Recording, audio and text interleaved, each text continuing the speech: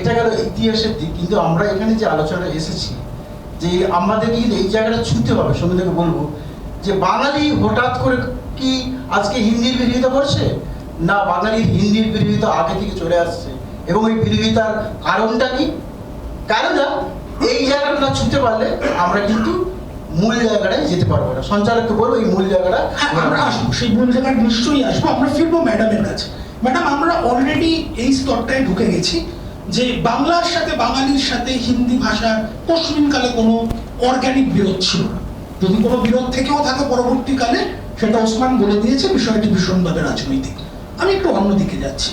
আকশাই মুকুল তার একটি বিখ্যাত বইতে লিখেছেন যে 1905 সালের পর থেকে হিন্দি সাহিত্য চর্চার পুরো সেন্টারটা বাংলা থেকে ধীরে ধীরে বেরিয়ে কানপুর, লখনৌ, এলাহাবাদ এবং বেনারস এই দিকে চলে এলো।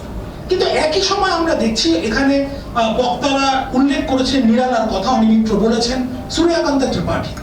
যে আপনি নিশ্চয়ই এটা জানবেন, এটা আমাদের আরো বলবেন যে হিন্দি ছায়াবাদ কবিতাকে যিনি পাল্টে দিলেন, নিরালা, তিনি কিন্তু বাংলা মিডিয়াম স্কুলে পড়া একটি ছেলে।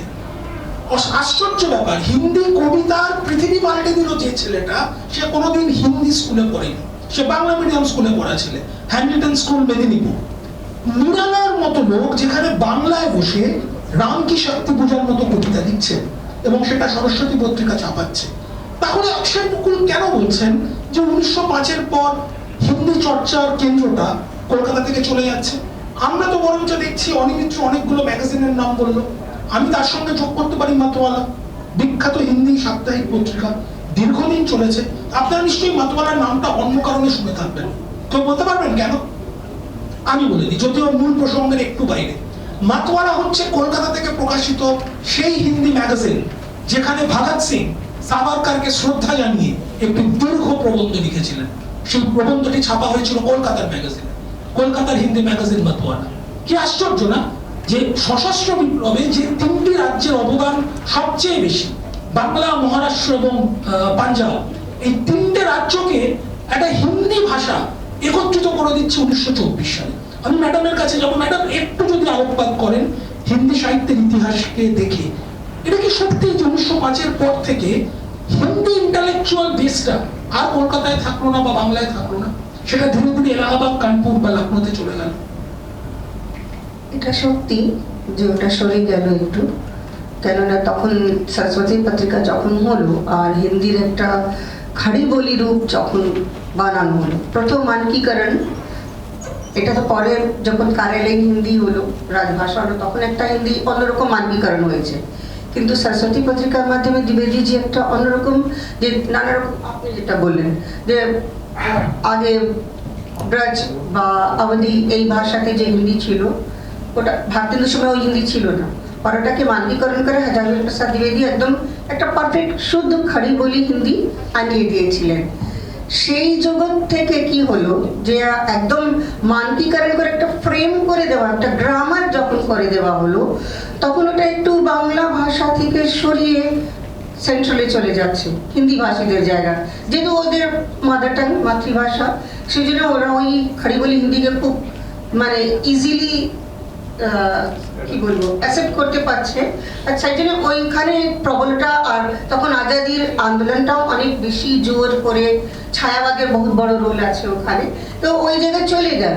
কিন্তু এর মনে এটা কোনোদিন বলবেন না যে বাংলা থেকে সরিয়ে হিন্দি হয়তো রচনাত্মক জায়গায় চলে গেছিল, মানে লিখতে গিয়ে, কিন্তু প্রভাবটা সব সময় আমাদের যে বাংলা ভাষা আছে তার সঙ্গে হিন্দি একসঙ্গে লেগেই রয়েছিল। আমি একটা অন্যদিকে যাচ্ছি আপনার এই প্রসঙ্গ নিয়ে, একদম আধুনিক সময় চলে যাচ্ছি। ক্যালকাটা ইউনিভার্সিটিতে প্রফেসর বিষ্ণুকান্ত শাস্ত্রী, মনে হয় সবাই ওনাকে চেনেন, আর উনি বহুভাষী ছিলেন, বহুভাষী ছিলেন। আর আমি যে বার্তা সূত্র ধরে এখানে কথা বলছি, বারবার ছাত্রদেরকে নিয়ে বলছি, যেহেতু আমার ছাত্রদের মাঝখানে থাকা, তো এখন সিলেবাসে আছে ডক্টর প্রফেসর শশাঙ্ক, ইয়ে হ্যাঁ প্রফেসর শশাঙ্ক। ওখানে বিষ্ণুকান্ত শাস্ত্রী নিজের এই কথাটা, মানে আত্মকথাটা একটা নিবন্ধ রূপে লিখেছেন। তো ওর ফার্স্ট প্যারাগ্রাফ আমি বলছি कि विष्णुकांत शास्त्री बहुत धारा प्रवाह बंगला बोल रहे थे, सडनली एक बंगाली प्रोफेसर ने उनसे पूछा कि आप क्या बंगाली है जो इतना धारा प्रवाह हिंदी बोल रहे हैं? तब शास्त्री जी হেসে বললেন কি করে আমি আমার পরিচয় দেব, আমার সব কিছু জ্ঞান সংস্কার জন্ম সব কিছু আমার পশ্চিমবঙ্গে, সেই জন্য আমি আত্মা থেকে কি আছি, বেঙ্গলি আছি। আমার যারা পূর্বপুরুষ সংস্কৃত পড়েছেন সেজন্য আমার যে বুদ্ধিচিত আছে সেটা কাশী বানারস হিন্দু ইউনিভার্সিটি।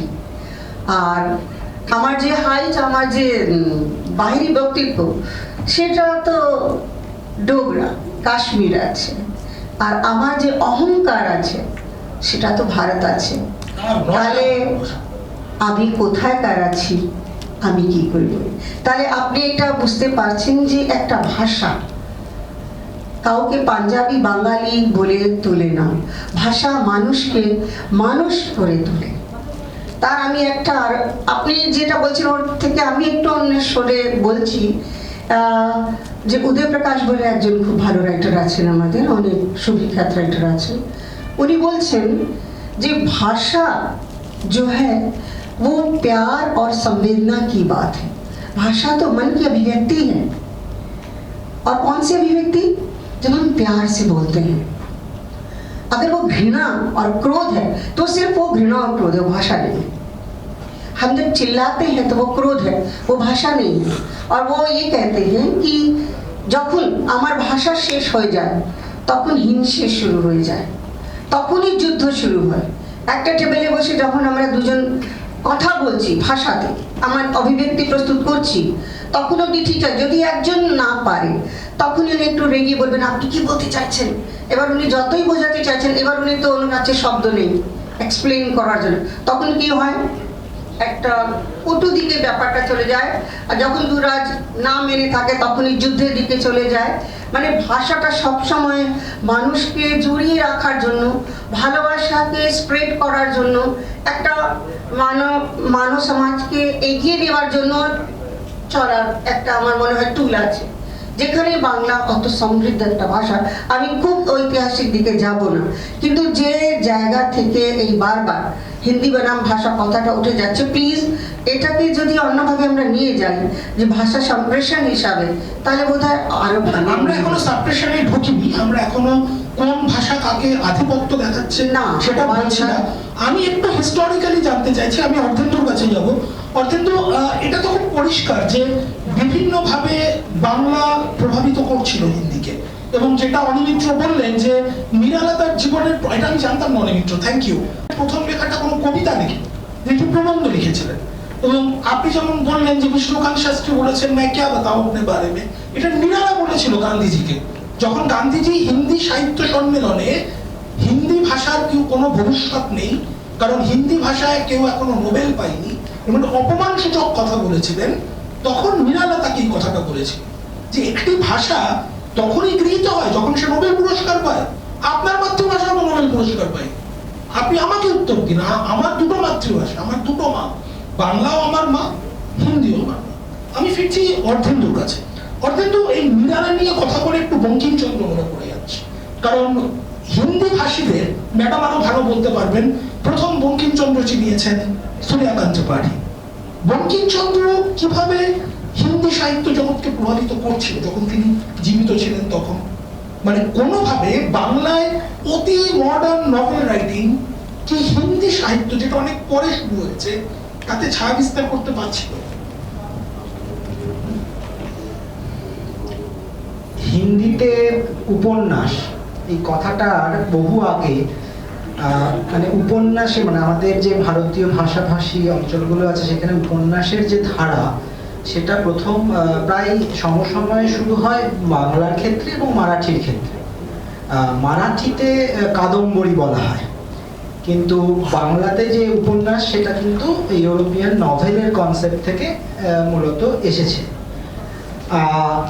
হিন্দিতে সর্বপ্রথম এই উপন্যাস কথাটি সরাসরি গৃহীত হয় বাংলার থেকে, এবং সেটা কত সালে হয় না 1871 সালে একটি বইয়ের শীর্ষে সেটা লেখা হয়। বইটির নাম হচ্ছে মনোহর উপন্যাস, হিন্দিতে উচ্চারণ করলে মনে হয় এই শব্দটা কি হিন্দিতে ছিল না? না, এই উপন্যাস কথাটিও বাংলা থেকে সরাসরি হিন্দিতে যায়। মানে আজকে সন্ধ্যায় একটা মানে বিরাট টেকে হবে, উপন্যাস কথাটা বাংলা থেকে হিন্দিতে ঢুকেছে।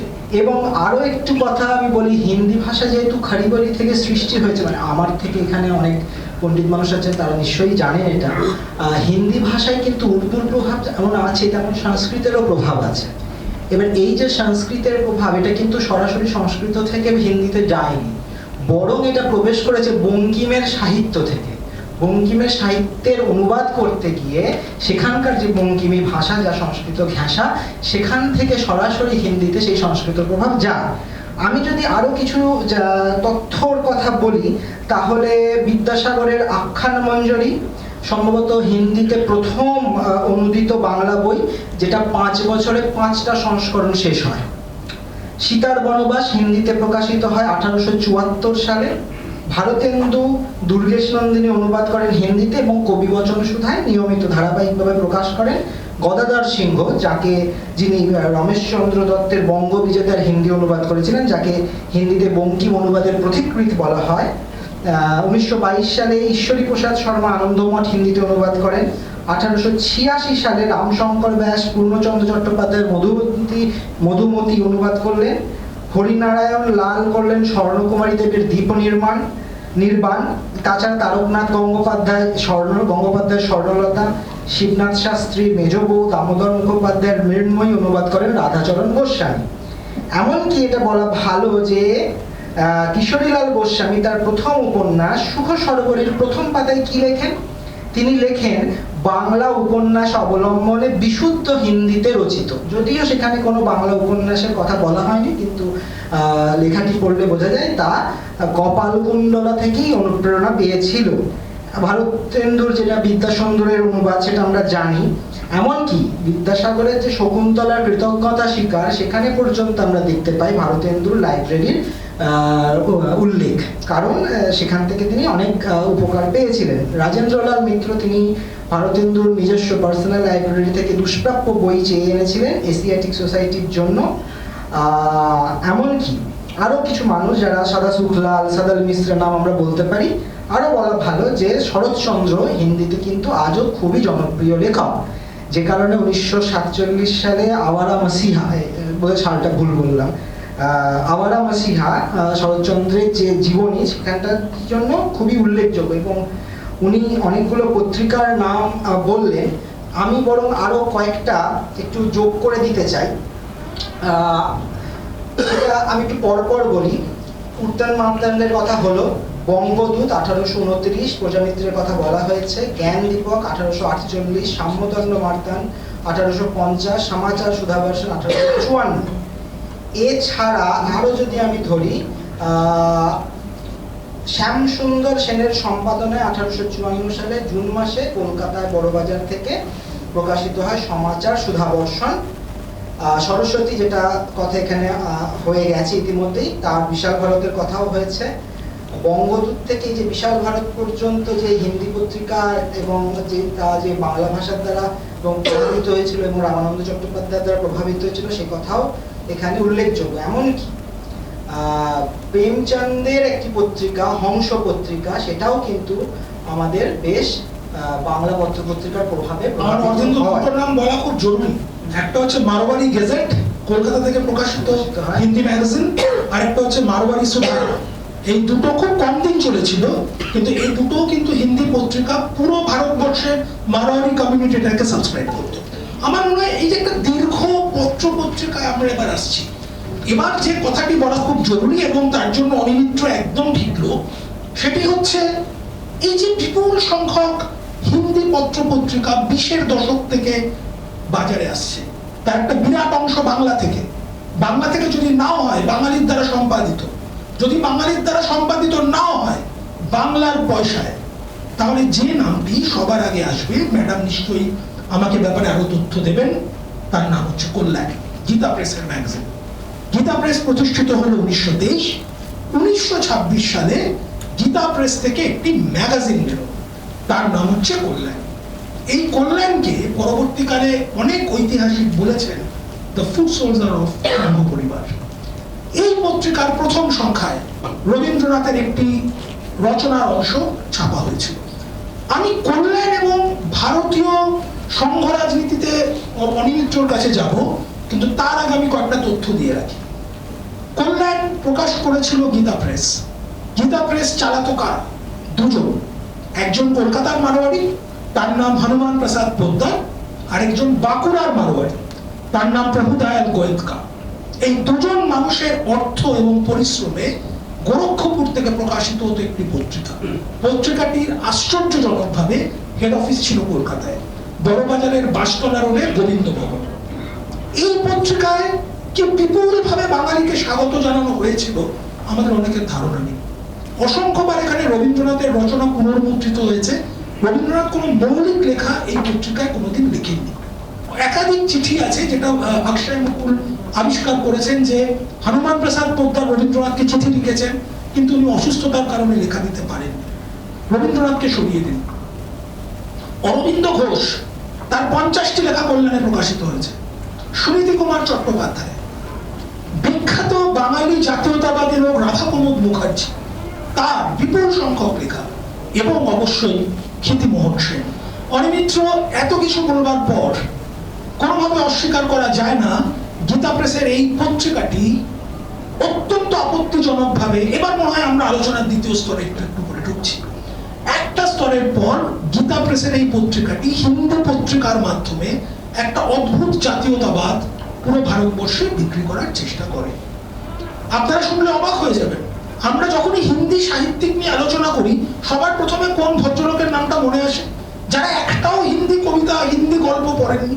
কেউ একটু আমাকে সাহায্য করবেন? প্রেমচাঁদ। প্রেমচাঁদ কোনদিন কল্যাণে লেখেননি। কেন লেখেননি? তার একটা চিঠি পাওয়া গেছে যেখানে তিনি পরিষ্কার লিখেছেন, যে পত্রিকা উর্দুকে আক্রমণ করে সেখানে আমি লিখতে আগ্রহী নই। প্রেমচাঁদ লিখেছেন এই কথা। আপনারা আবার অন্যরকম ব্যাখ্যা প্লিজ করবেন না যে প্রেমচাঁদ তো কমিউনিস্ট ভাবাপন্ন ছিলেন, তিনি ভারতীয় গণনাট্য তৈরি হবার আগে কমিউনিস্টরা যে একটা সংস্থা করেছিল প্রগ্রেসিভ রাইটার্স অ্যাসোসিয়েশন, তাই তো, তার প্রেসিডেন্ট হয়েছিলেন, ওগুলো বাদ দিন। কিন্তু প্রেমচাঁদ এই কথাটা বলেছেন, এটা যথেষ্ট গুরুত্বপূর্ণ কথা। এবং আজকের আলোচনায় এই মঞ্চ ছাড়বার আগে আমাদের দায়িত্ব এই প্রশ্নটার উত্তর দেওয়া। অনিমিত্র, তাহলে কি একটা সময় পর যখন বাংলায় থেকে প্রকাশিত হিন্দি পত্রিকা ভগৎ সিং এর প্রবন্ধ ছাপাচ্ছে যেখানে সাভারকারের প্রশংসা হচ্ছে, একই সঙ্গে গোরক্ষপুর থেকে এটা কি ধরনের পত্রিকা বেরোচ্ছে যেখানে বিধবা বিবাহের বিরোধিতা করা হচ্ছে, গোমাতাকে পুজো করার কথা বলা হচ্ছে, এবং যার জন্য কোনোদিন ইন্টেলেকচুয়াল সাইড কল্যাণের দিকে যাচ্ছে না? তুমি কি এর মধ্যে একটা অদ্ভুত রাজনৈতিক ম্যাট্রিক্স দেখো? দেখুন, হিন্দি ভাষা এবং উর্দু ভাষার মধ্যে যে একটা সংঘর্ষ ছিল, আর্য সমাজে আন্দোলনের মধ্যে সেটা প্রমাণ হয়ে গিয়েছিল, এ বিষয়ে কোনো সন্দেহ নেই। এবং ক্রমশই উর্দু ভাষার ইনফ্লুয়েন্সটাকে বের করে আনার চেষ্টা ক্রমাগত ঘটছিল হিন্দির মধ্যে। যেমন আপনি যদি আজকে বাংলাদেশের আহমদ ছফা বা অন্যান্য যারা আছেন তারা বলবে, একটা লেখা করবেন যে বাংলা একসময় উর্দু আশ্রিত ফার্সি আশ্রিত শব্দই ছিল, ওই বঙ্গ নবজাগরণের কিছু নায়করা এসে ওটাকে সংস্কৃত আশ্রিত করে দিয়েছে। এই যে কন্ট্রাডিকশনস রয়েছে। এবং দ্বিতীয় কথা হচ্ছে যে হিন্দি উর্দুর মধ্যে যে ভাষাকে কেন্দ্র করে যে সংঘর্ষ, সেই সংঘর্ষ রাজনৈতিক না সামাজিক, এমনকি সেটা কিন্তু পলিটিক্যাল রাইটস মধ্যে ঘটেছে কিন্তু। এবং খেয়াল রাখা প্রয়োজন, 1926 যখন প্রথম অত বড় একটা রায়ট কলকাতায় ঘটল, মূলত মারোয়ারি এবং মুসলমানদের মধ্যে, যেখানে কিছু সংখ্যক বাঙালিরা পার্টিসিপেট করলেন, বিপ্লবী সংগঠন যারা এতদিন ধরে কমিউনাল রাইটসে পার্টিসিপেট করে সিদ্ধহস্ত হয়ে গিয়েছিল, 1928 আপনার কুমিল্লা থেকে শুরু করে, তারা এখানে করছে না। দেখা যাচ্ছে যে মুসলিম যারা রাইটার্স তাদের লক্ষ্যগুলো কিন্তু হিন্দি পত্রিকার অফিসগুলো একদম জ্বালিয়ে দেওয়া হচ্ছে। হিন্দি পত্রিকার অফিস যখন জ্বালিয়ে দেওয়া হচ্ছে, তখন সেই হিন্দি যে কটা পত্রিকা রয়ে গেছে তার শেল্টার আসছে কোথা থেকে? তা আসছে শনিবারের চিঠিতে ঢুকছে, সেটা রজনীকান্ত সেখান থেকে। কারণ এই সূত্রে বলতে পারি যে জাগরী উপন্যাস যেটা সতীনাথ ভাদুরীর, সেটা প্রথম দেশ রিফিউজ করেছিল। সজনীকান্ত দাস, বলাইচাঁদ মুখোপাধ্যায় গিয়েছিলেন সাগরময় ঘোষের কাছে, চাতরময় ঘোষ 1 মাস রেখে বললেন ওটা রিজেক্টেড। বলে আপনি কি নিজে করেছেন? ওনার একজন সমঝদার করেছে। সজনীকান্ত দাসকে দেওয়া হলো।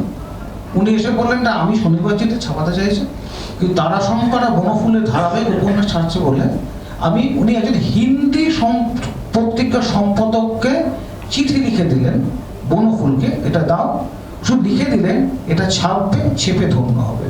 কারণ প্রথম যে জাগরী উপন্যাসের যে প্রকাশক সমবায় পাবলিশার্স সেটা কিন্তু বাঙালিদের ছিল না, ওটা অবাঙালি। তুমি তো চমকে দিচ্ছ, এই তথ্য আমরা জানতাম না, আপনারা জানতেন এই তথ্য? জাগরী প্রথমে দেশ রিফিউজ করেছিল, আমরা কতজন জানি, এবং সেটা শনিবারের চিঠি সজনীকান্ত দাস উদ্যোগ নেন। আমি মনে হয় এই ধরনের অনুষ্ঠানে আসার এগুলোই মণিমুক্ত সংগ্রহ। এই তো তখন কিন্তু বলতে গেলে এই যে বিশাল ভারত বেরোচ্ছে এবং হিন্দি পত্রপত্রিকাগুলোর মধ্যে কিন্তু একটা ন্যাশনালিস্ট টেন্ডেন্সি, অর্থাৎ আমি যদি কলকাতার রাইটসের সময় বলি, আনন্দবাজারে যা বেরোচ্ছে, অমৃতবাজারে যা বেরোচ্ছে, বসুমতীতে যা বেরোচ্ছে, এলাহাবাদের হিন্দি পত্রপত্রিকা থেকে একই জিনিস কন্টেন্টই কিন্তু বেরোচ্ছে।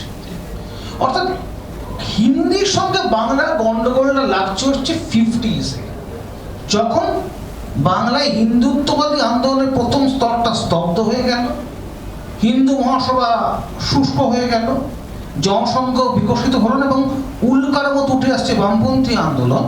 তখন ওই ইদার হাম উধার তুম, মানে এটাকে একটা যে ব্লকেট করে দেওয়ার জন্যই হিন্দুটাকে করে দেওয়ার চেষ্টা করা। আমার 64 সালের পর আরো বেশি হলো বোধহয়, যখন তথাকথিত বৃহত্তম একটি বাম দল নিজেদের রাজনৈতিক প্রসার হিন্দিভাষী এলাকায় যখন করতে পারলো না, তখন বাংলায় মার্কেট ধরার জন্য একটা শুরু করলো যে হিন্দি একটি বিদেশি ভাষা। যেমন দেখবেন যে এখনো পর্যন্ত উত্তর ভারতে যে কটা জায়গায় লাল ঝান্ডা ওড়ে, বেশ কিছু জায়গায় ওড়ে দেখেছি, ওটা সিপিআই ঝান্ডা, ওরা সিপিএম ঢুকতে পারে না, কিন্তু এটা বেসিক ফ্যাক্ট।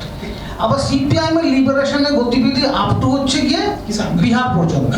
হ্যাঁ, কিন্তু এইখানে একটা অদ্ভুত জায়গা দেখা যায় যে যেদিকে দুটো সবচেয়ে বেশি অহিন্দি বিরোধী যেখানে আন্দোলন মুখ চিন্তাধারা চলে, ধরুন আমি ইস্টার্ন ইন্ডিয়া বলি বা সাউথ ইন্ডিয়া বলি, যেমন সাউথ ইন্ডিয়া থেকে কমিউনিস্ট মুভমেন্টে খুব টপ লিডার্স উঠেছেন, নাগভূষণ পট্টনায়ক, নাগি রেড্ডির মতো করে উঠেছেন। ওই অঞ্চলগুলোতে কিন্তু প্রচন্ড হিন্দি বিরোধিতা রয়েছে। আর বাংলার ক্ষেত্রে হিন্দি বিরোধিতার প্রধানতম কারণ হচ্ছে একটাই, দিল্লির সঙ্গে বাংলার যে গন্ডগোলটা শুরু হলো 47 সালে পার্টিশনের, অর্থাৎ বাংলাকে যেটা লেজিটিমেট যে ডিমান্ডসগুলো দিল্লি দিল না, অর্থাৎ পাঞ্জাবকে যেটা দেয়া হলো, যেটা বাংলা পেল না, যেটা শ্যামাপ্রসাদ বললেন আপনার পার্লামেন্টে, যেটা লক্ষ্মীকান্ত মৈত্র বললেন, মেঘনাথ সাহা বললেন, সেখান থেকে কিন্তু একটা সূক্ষ্ম ডিফারেন্স বাংলা থেকে হিন্দি শুরু হলো। অবশ্য একই সময় বাঙালি দলে দলে গিয়ে হিন্দি সিনেমা দেখছে, দেবানন্দের পোস্টার কলকাতায় ঘুরছে, অর্থাৎ হিন্দিকে একটা স্ফিয়ার পর্যন্ত আটকে রাখা হলো, বাকিটা বাড়তে দেওয়া হবে না। এই যে দুটো ক্লাস শুরু হলো 50s থেকে, এই ক্লাসটা হয়তো এখন কমতে পারে যদি আমরা আরো বেশি উদ্যোগী হই, কিন্তু ক্লাস সারভাইভস। সমস্যাটা হচ্ছে দুদিকেই রয়েছে। এবং এই ফাঁদে আমার যেটা অ্যান্টি হিন্দি মুভমেন্ট কিন্তু শুধু সাউথ আর ইস্ট ইন্ডিয়া নেই, নর্থ ইন্ডিয়ার মধ্যেও কিন্তু রয়েছে। যেমন হিন্দি যে ডায়ালেক্টস, যেমন আবদি, যে কালকে আমরা দেখছিলাম, বলছে এমন এমন সব ভাষাগুলোকে ডায়ালেক্টস বলা হচ্ছে যা স্ক্রিপ্ট হিন্দির অন্তত 500 বছর পুরনো রয়েছে, তাহলে হিন্দিকে চাপিয়ে দেওয়া হচ্ছে কেন? এটা মহাকৌশল বলে একটা ভাষা আছে, তার স্ক্রিপ্ট পরে 600 বছরের পুরনো, তা সেটা যাচ্ছে কোথায়? অর্থাৎ এই ভাষার মধ্যে যে কন্ট্রাডিকশনস গুলো রয়েছে, মানুষের যে সহজাত যে প্রবৃত্তি, আমি আমার ভাষা বলবো, যেমন ধরা যাক বাংলার ক্ষেত্রে আমি এখানে বসে আমি চ্যালেঞ্জ করতে পারি, কেউ কোনো নোয়াখালী ভাষা বুঝতেই পারবেন না। নোয়াখালী, চিটাগাং এবং সিলেট আমি নিজে কোনো বুঝতে পারিনি, আমি নিজে পাবনার লোক, পাবনা ভাষা মোটামুটি বুঝি, জানি না, অথচ part of the language Bengal, কিন্তু তাদের নিজস্ব কোনো স্ক্রিপ্ট নেই। সমস্যাটা এখানে রয়েছে, এই কন্ট্রাডিকশন নিয়েই আমাদের চলতে হয়েছে। এবং যাদের হাতে ক্ষমতা, যাদের হাতে অর্থের স্রোত, তারা এই ডিফারেন্সটাকে বজায় রেখে নিজেদের পলিটিক্যাল জায়গাটা খেলছে, এবং এইটুকু করতে হবে। এবং আমার যেটা মনে হয়, আমি এবার ওসমানের কাছে যাব, যে এটা অনিমিত্রর কথার সাথে একদম সুর মিলিয়ে এই যে একটা হিন্দি বিরোধিতা তৈরি করে কোনো একটি কাউকে খুশি করো, এর একটা খুব ভালো উদাহরণ আপনারা নিশ্চয়ই দেখেছেন। অর্ধেক জীবন বলে সুনীল গঙ্গোপাধ্যায় তার একটি আত্মজীবনী লিখেছেন, আপনারা অনেকেই পড়েছেন। সেখানে উনি লিখছেন 60-এর দশকের শেষের দিকে কেন্দ্রীয় সরকার ওই হিন্দি প্রচার করার জন্য বিবিধ ভারতী নামে একটি লঘুরুচি রেডিও চ্যানেল চালু করেন। সেখান থেকে নাকি সারাদিন, এটা সুনীলের ধারণা, যে সারাদিন নাকি সেখান থেকে লঘুরুচি হিন্দি গান প্রচারণ করা হতো। এখন মনে করে দেখুন 1967-68 সালে হিন্দি ছবি কারা ডমিনেট করতেন, কারা সুর দিতেন? সুনীল চৌধুরী, শচীন দেববর্মা, শ্রী রামচন্দ্রন, শঙ্কর জয়কিশন, এরা লঘুরুচি। আচ্ছা বাদ দিন লঘুরুচি, আমি বুঝে নিলাম যে সঙ্গীত বোঝার যোগ্যতা সুনীল গঙ্গোপাধ্যায়, তিনি একজন কবি। কারা লিখতেন 67 সালে হিন্দি সিনেমার গান? শাহিদ লুধিয়ানভি, মজরু সুলতানপুরি, গাইফি আজমি, গুলজার। মানে সুনীল গঙ্গোপাধ্যায়, বা আমি নামটা নিচ্ছি বলে মার্জনা করবেন, ঠিক যে কথাটা ও বললো বা ওসমান বললো, এই যে একটা টিপিক্যাল লেফট ন্যারেটিভ, এই ন্যারেটিভের অংশ হয়ে সুনীল গঙ্গোপাধ্যায় এই কথাগুলি যখন বলেন, ওসমান তিনি কি সত্যিই সচেতন ভাবে বলেন, না তিনি এই ব্যাপারে অজ্ঞ বলে বলেন? এবং এই কথাটি বলে সুনীল গঙ্গোপাধ্যায়ের মতো লোকেরা কি তাদের বাংলাদেশের বইয়ের বাজার বাঁচিয়ে রাখেন? এই আলোচনায় যার আগে আমি একটা কথাই বলবো, তাহলে প্রথমে আমাদেরই নিজেদের সঙ্গে জিজ্ঞাসা আছে, আমরা এই আলোচনা সভাটা কেন করেছি? প্রথমে বুঝতে হবে আমরা আলোচনা সভাটা কেন করেছি। না, আমরা আলোচনা সভাটা এই জন্যই করেছি যে আমরা দেখছি ইদানিংকালে বাংলাতে যে বাংলা বনাম হিন্দি একটা লড়িয়ে দেওয়ার চেষ্টা চলছে। বাংলা বনাম হিন্দি, যে কি না হিন্দি ক্রমশ আমাদের উপরে চাপিয়ে দেওয়া হচ্ছে। এবং যতটা সুর আমরা চোরা দেখছি হিন্দির উপরে, যে হিন্দির উপরে যতটা রাগ আমরা দেখাচ্ছি, পাশাপাশি আরেকটা ভাষাও চলছে উর্দু, তার বিরুদ্ধে কিন্তু আমাদের সুরটা অত্যন্ত ম্রিয়মান। আমরা আলোচনা করেছি, এটাও একটা পার্ট, যে যেহেতু আমরা বাংলা ভাষাকে প্রমোট করতে চাইছি, যে আমরা মাতৃভাষার সৈনিক, আমাদের মাতৃভাষার গর্ব, আমাদের মাতৃভাষাকে মানে লালন পালন করা এবং তাকে একটা উচ্চ জায়গায় নিয়ে যাওয়া, তো সেক্ষেত্রে হিন্দি বিরোধিতা করছি, ঠিক আছে, হিন্দি আমাদেরকে অবদমিত করছে, হিন্দি আমাদেরকে ডোমিনেট করছে, ঠিক, তাহলে আমি হিন্দি বিরোধিতাটা মানা যায়। কিন্তু যে স্বরে আমি হিন্দি বিরোধিতা করছি, সেই স্বরটা যখন উর্দুর ক্ষেত্রে আসছে, উর্দু বিরোধিতা কিন্তু সেই স্বরে করছি না। আমি শিক্ষাক্ষেত্রে বলেছি কতগুলো ঘটনা, আমরা যারা বাংলা মিডিয়ামে পড়েছি তাদের ক্ষেত্রে আমরা বড়জোর দুটি বছর আমরা পড়েছি কি হিন্দি ভাষা। কিন্তু আপনারা দেখবেন যে এই যে মাদ্রাসাগুলো রয়েছে, কয়েকশো মাদ্রাসা আছে, সেখানে তো 10 বছর ধরে আরবি পড়ানো হচ্ছে। তাহলে আমি বলছি সুরটা তাহলে কোথায় হচ্ছে? যে সুরটা আমরা যতটাই সুর আমরা চড়া করছি হিন্দির বিরুদ্ধে, কেন উল্টো দিক থেকে উর্দুর বিরুদ্ধে বা আরবির বিরুদ্ধে আমাদের সেই সুরটা চড়া হচ্ছে না কেন? এই প্রশ্নটা আমাদের মীমাংসা করতে হবে। আজকে সবাই আমি সঞ্চালককে বলবো এই জায়গাটাও ধরার জন্য, এই জায়গাটা যদি আমরা ধরতে পারি, তাহলে কিন্তু এই আলোচনা যে আমরা যে জন্য ডেকেছি, যে কেন বাংলা বনাম হিন্দি, এই জিনিসটা তৈরি হচ্ছে। আমাদের সময় থাকলে আমরা নিশ্চয়ই করবো। ম্যাডামের কাছে এবার যেতে হবে। ম্যাডাম, একটা কথা অনিমিত্র বলেছেন, আপনি নিশ্চয়ই খেয়াল করেছেন যে হিন্দির উত্থান উত্তর ভারতের অনেকগুলো ভাষাকে আজকে প্রায় বিলুপ্ত করেছে, এটা কিন্তু মানতে হবে। আপনি ইন্টারনেটে যদি গুগলে সার্চ করেন how many language Hindi killed, এরকম যদি সার্চ কেউ করেন, আপনি একটা লম্বা লিস্ট পেয়ে যাবেন। এবং আমার যারা বন্ধু আছে, যারা উত্তরপ্রদেশীয় বা মধ্যপ্রদেশীয় বা বিহারি, তারা কিন্তু এই দুঃখটা আমার কাছে অনেকবার করেছে। আমার মৈথিলি ভাষায় আমার যে বন্ধুরা বাড়িতে কথা বলে, তারা বলে আমাদের ছেলেদের কোনো হিন্দির চাপে মৈথিলি শেখার অবকাশ নেই। আমি জানি না আপনার মাতৃভাষা কি। যতগুলো ভাষা উত্তর ভারতে আছে, সেটা গাড়ওয়ালি হতে পারে, কুমায়ুনি হতে পারে, মৈথিলি, ব্রজবুলি, যাই হোক, সত্যি কি কোথাও হিন্দির আগ্রাসন এখানে আপনাকে কষ্ট দেয় না আপনাকে উচ্ছ্বসিত করে? তোমরা হিন্দি পড়ো কেন? বলি দিয়ে তোমার যে মাতৃভাষা তাদের দিয়ে তো কোনো কিছু হবে না। রাজভাষা দিয়ে তোমাদের চাকরির একটা জায়গা তৈরি হচ্ছে।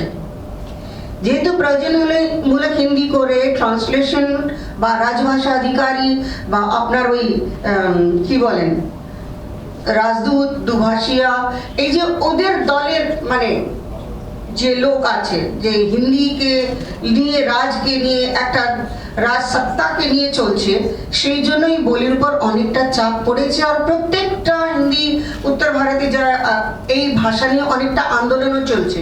শুধু এটা নয়, হিন্দির আশেপাশে যত বলি আছে তাদের নিয়ে অনেকটা আন্দোলন চলছে, অনেকটা বিরোধিতা চলছে, আর তার আমরা হিন্দি জগতে এটা নিয়ে অনেকটা কথাবার্তা এখন বলে যাচ্ছি, আর চেষ্টা করছি যে আবার এটাকে নিয়ে একটা নতুন কোনো স্ট্রাকচার যদি গড়ানো যায়।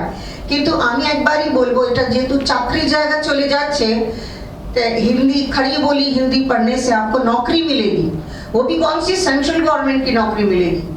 इसलिए इन सभी भाषाओं को दबा करके हिंदी भाषा में शामिल कर लो, और वही जो आप कह रहे हैं बंगला बनाम हिंदी, ये वहां से राजनीतिकरण से आ रहा है, ऊपर से नीचे आ रहा है, ये नीचे से ऊपर नहीं जा रहा।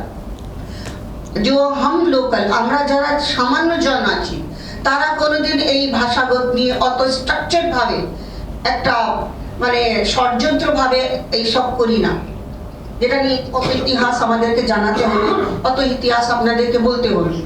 সামান্য মানুষ এটা করে না, এটা সত্তা সব সময় এটা চায় যে ওই হাতে রাখার জন্য যে কোনো পলিসি করা যায়, যদি কন্যাশ্রী করতে যদি হাতে রাখা যায়, বা হিন্দিকে চাপিয়ে দিলে বিজেপিকে রাখা যায়, বা এখন যে সেন্ট্রাল মিনিস্টারের পলিটিক্স চলছে, তো ওই ভাষা দিয়ে যদি হিন্দি দিয়ে আমি যাই তাহলে হিন্দুত্বকে বাজাতে পারবো। আবার ওই জায়গায় চ্যালেঞ্জিং জায়গায় যাচ্ছি যেখানে অনেকটা মেল বেমেল হতে পারে, অনেকটা জায়গা বিরোধিতা হতে পারে।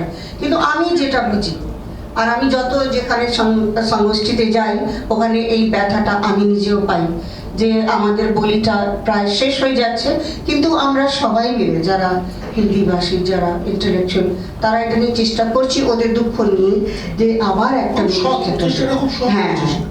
আচ্ছা, যেহেতু উদ্যোক্তারা জানিয়েছেন যে আমাদের কিছুটা সময় আছে, তার একটা কুইজ হোক, ছোট্ট কুইজ।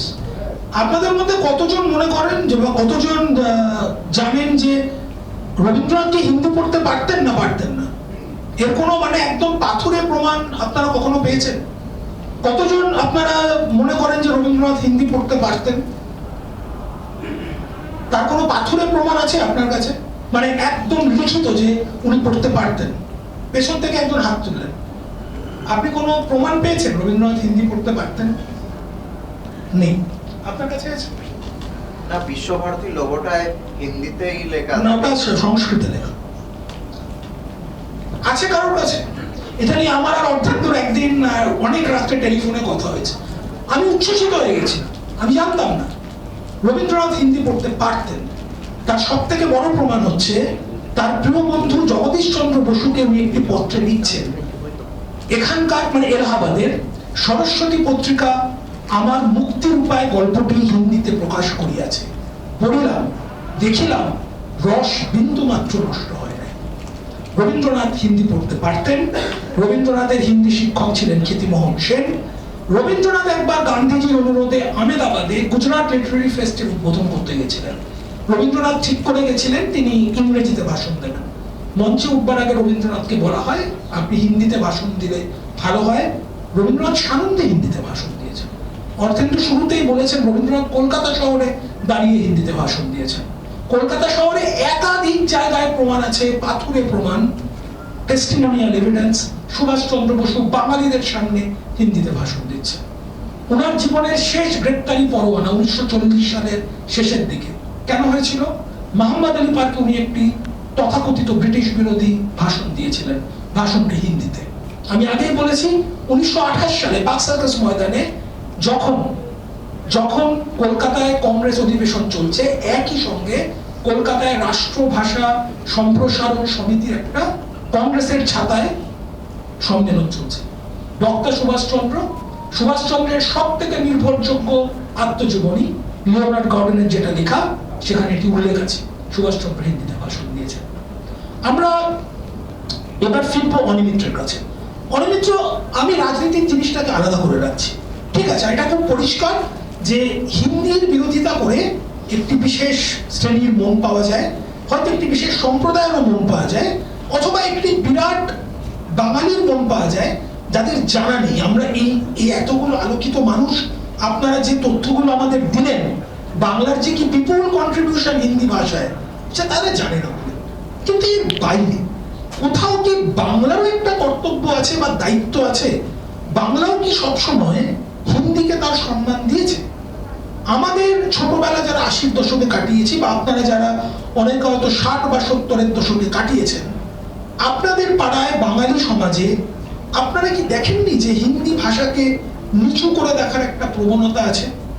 আমি সবার অভিজ্ঞতা নিতে পারবো না, কিন্তু আমি একজন দুজনের অভিজ্ঞতা অনুষ্ঠানের শেষে নিতে পারি, কিন্তু আগে আমি বক্তাদের নেব। বাংলাও কি কোথায় কোথাও আগ্রাসী নয়? রবীন্দ্রনাথ 1898 সালে ভারতী পত্রিকায় একটি প্রবন্ধে একটা ভয়ঙ্কর মন্তব্য করছেন, ভয়ঙ্কর। তিনি বলছেন উড়িয়া এবং অ্যাসামিস নাকি কোনো ভাষাই নয়, ওগুলো বাংলার অংশ, ফলে ওগুলোর কোনো গুরুত্ব নেই, এরকম একটা টাইপের লাইন উনি দিচ্ছেন। তিনি প্রবলভাবে সমালোচিত হচ্ছেন। সেই রবীন্দ্রনাথ 1928 সালে নিজেকে সংশোধিত করছেন, এবং 1939-এ শান্তিনিকেতনে কি হচ্ছে? তার জীবনের শেষ বড় কাজ। কেউ বলতে পারবেন কি হচ্ছে? জওহরলাল নেহরু এলেন উদ্বোধন করতে হিন্দি ভবন। রবীন্দ্রনাথের জীবনের শেষ বড় কাজ, উনি হিন্দি ভবন উদ্বোধন করলেন। কিন্তু আমার প্রশ্ন, ভাষার গুন্ডামিতে বাংলা কি পিছিয়ে? একটু শুনি, ভাষার গুন্ডামিতে বাংলা কি পিছিয়ে? হিন্দি তো না হয় অনেক গুন্ডামি করেছে, বাংলা কিছু কম করেছে কি? আমার যতটুকু জানা আছে যে উড়িষ্যার ক্ষেত্রে বলা যেতে পারে যে উড়িষ্যার যে সবচেয়ে বড় যে সাহিত্যিক যাকে বলা হয় রাধানাথ রায়, তার আগে ছিলেন যিনি গৌরীশঙ্কর রায়, এরা কিন্তু কেরা বাঙালি ছিলেন। এই কেরা বাঙালি কারা? মহাপ্রভু চৈতন্য যখন এখান থেকে চলে যান, মানে আপনার ফিরেতে এলেন না, তো ওনার সঙ্গে বড় সংখ্যা বাঙালিরা চলে গেছিলেন, যারা তার একটা অংশ কিন্তু ফিরে আসেননি। তারাই কিন্তু উড়িষ্যাতে কিন্তু আস্তে আস্তে তারাই কিন্তু ওই শিক্ষা সাহিত্য সংস্কৃতির জগৎটার মধ্যে কেন্দ্রবিন্দু হয়ে যান। যেমন বলা হয় যে ওই যে পাইক বিদ্রোহ যেটা হয়েছিল সেই সময়টায়, হ্যাঁ, ওই অনেকগুলো অঞ্চলে, তার মধ্যে কিন্তু বাঙালি লেখকরা কিন্তু তাদের দায়িত্ব নেতৃত্ব ছিল। এখন অসমিয়ার সঙ্গে যে বাংলার যে ডিফারেন্স, সেটা তো হতেই পারে, আছে হয়তো ভাষার ক্ষেত্রে, বইয়ের ক্ষেত্রে।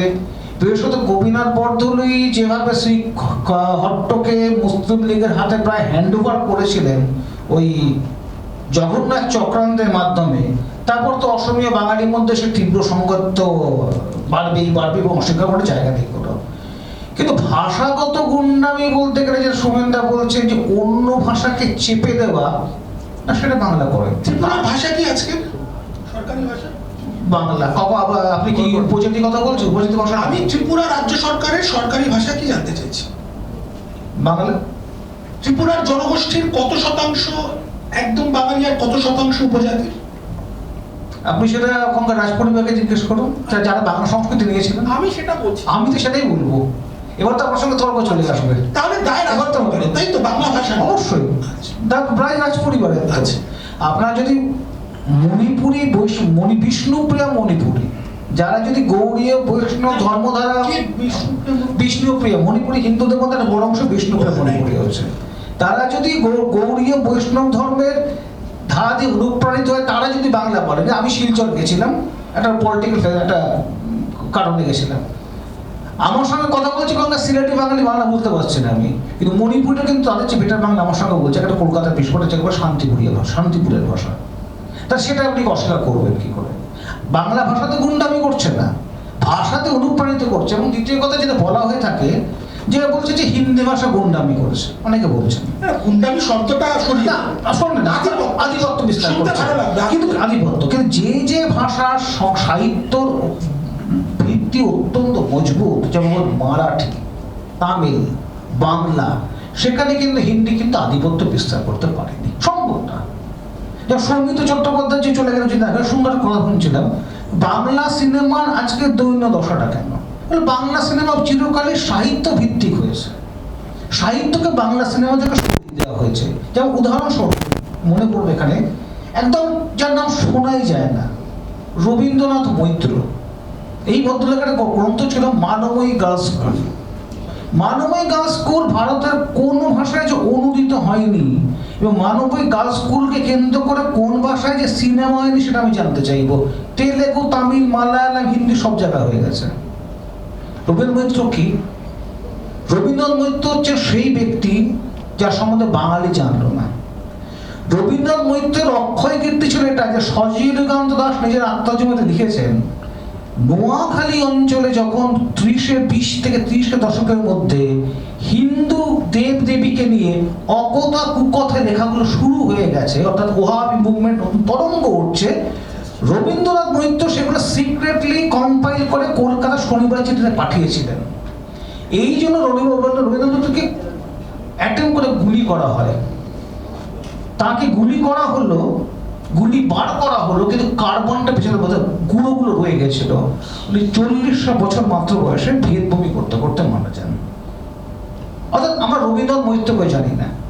সমস্যাটা এখানে হয়ে যাচ্ছে, বাংলা ভাষা তার শ্রেষ্ঠতা বলবো না, বাংলা ভাষার যেটা আমাদের এখানকার মানগণ যে বক্তারা বললেন, বাংলা ভাষার যে বিকাশ বা সাহিত্যের বিকাশটা অনেক আগে হয়ে গেছে, তা অন্যান্য ভাষাকে অনুপ্রাণিত করেছে, এ বিষয়ে কোনো সন্দেহ নেই।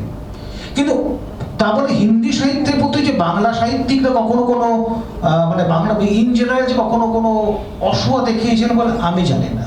এবং এটাও ঠিক, সুভাষচন্দ্র এবং শ্যামাপ্রসাদদের সারা ভারত জোড়া খ্যাতির অন্যতম কারণ ছিল তারা হিন্দি জানতেন, এটা মূল কথা। বিবেকানন্দের নামটা ছড়িয়ে পড়েছে কারণ তারা হিন্দিতে অনুদিত হয়েছিল বইগুলো, এবং তার নিজের অরেটরি স্কিল ইন হিন্দি। ওদের স্কিল ইন হিন্দি। ভারতের প্রথম সেলিব্রিটি হচ্ছে বিবেকানন্দ।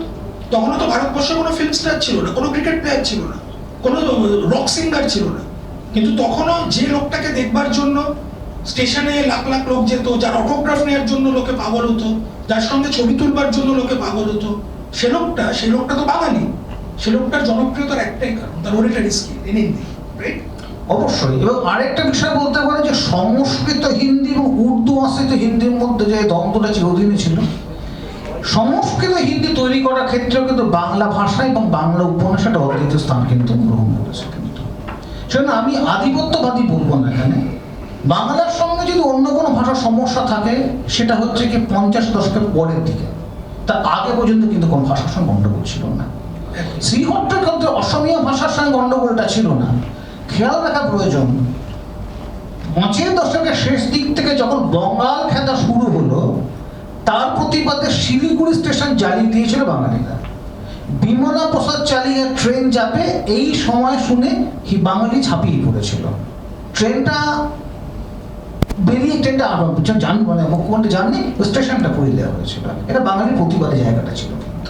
কিন্তু তা বলে এখানকার যে অসমীয়া তারা কিন্তু কোনো কোথাও মার খায়নি। কিন্তু সমস্যাটা এখানে, কিন্তু সমস্যাটা হচ্ছে যে ভাষাগত যে সমস্যা বাংলার সঙ্গে শুরু হচ্ছে সেটা 50 দশকে কেন্দ্র করে, 50 দশকের পর থেকে। সেটার মধ্যে পলিটিক্যাল কিছু মানে ইনফ্লুয়েন্স রয়েছে, কিছু হাই হ্যান্ডেডনেস রয়েছে, বিউরোক্রেটিক অ্যাটিটিউড রয়েছে, এবং তার সঙ্গে বাঙালির দেশভাগ জনিত যে হাহাকারটা, যে আমরা যদি আজকে দাঁড়িয়ে অন্তত কল্পনা করার চেষ্টাও করি, সামনে মহিদ্দা বসে রয়েছেন, আমার অগ্রজ বসে রয়েছেন, যে আমরা কল্পনা করতে পারবো না যে 1905 সালের যখন বাঙালি লড়ছে ব্রিটিশের বিরুদ্ধে সেটা একটা রেভলিউশন ছিল, এবং এই যে দেশভাগ সেটাও একটা অলমোস্ট রেভলিউশন। কারণ শাস্ত্রেই বলা আছে যুদ্ধে সবচেয়ে বেশি নৈতিকতার ধ্বংস হয়, এটা যুদ্ধতে নৈতিক ধ্বংসটা হলো। এই যে হাহাকারকে কেন্দ্র করে দিল্লি যে আমার দিকে তাকালো না, সেটা আমি বলছি না, শ্যামাপ্রসাদ মুখোপাধ্যায় বহু স্পিচের মধ্যে সেটা বলা হয়েছে। এই যে অসুবিধা হলো দিল্লি আর বাংলার মধ্যে যে পার্থক্য, সেই থেকে যে অ্যান্টি দিল্লি অ্যাটিটিউড যে শুরু হলো বাংলার পলিটিক্সের মধ্যে, যেটা এখনো চলছে অনন্তকাল ধরে, তার সঙ্গে হিন্দির প্রতি যে একটা অদ্ভুত ধরনের অসুয়া রয়ে গেল পলিটিক্যাল লিডারশিপের মধ্যে। তারপরে শাওন ভাত সিনেমার টিকিট নিয়ে মারামারিতে কখনো অসুবিধা হয়নি। শোলে সিনেমা দেখতে গিয়ে দুপক্ষ রিভলভার বার করেছে, কোনো অসুবিধা হয়নি। এবং ডিসকো ড্যান্সার দেখতে গিয়ে এক পক্ষ বোমা মেরে দিয়েছে, তাদের কোনো অসুবিধা হয়নি। সমস্যাটা এখানে, মানে ভাষা যতক্ষণ বিনোদন ততক্ষণ কোনো অসুবিধা হচ্ছে না।